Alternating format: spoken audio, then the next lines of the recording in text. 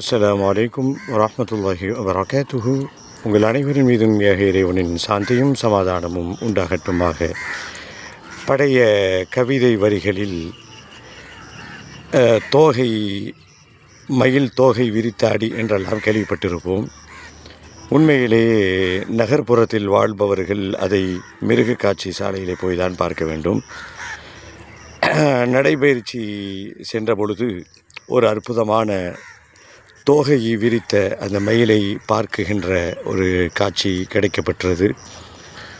இந்த தோகை விரிக்கப்பட்ட அந்த மயில் பார்ப்பதற்கு அழகு மாத்திரமல்ல, குர்ஆன் வரியிலே சொல்வதாக இருந்தால் அதை சிலாகித்து கூறுவதற்கு, இதை வைத்து இறைவனுடைய ஆற்றலை சிந்தித்து பார்ப்பதற்கு நிறைய வாய்ப்புகள் உண்டு.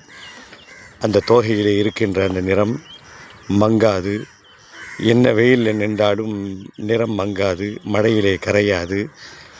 நமக்கு இறைவன் அடித்திருக்கின்ற முடியை போலதான் சாதாரண முடி, ஆனாலும் எவ்வளவு பளபளப்பாக அல்லாஹ் வைத்திருக்கிறான். வதபாரக்கல்லாஹு அஹ்ஸனுல் ஹாலிகீன். படைப்பாடல்களில் அல்லாஹ் மிக அழகாக படைக்கக்கூடியவன்.